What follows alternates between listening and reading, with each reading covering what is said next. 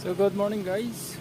So mag-harvest muna tayo ngayon ng talbos ng kamuti at alokbate, no? So meron tayong munting taniman dito sa likod. So actually tinanim ko ito summer. Trikang init pero nakasurvive siya. Ayan. Tingnan nyo guys. Yan, harvestin na natin.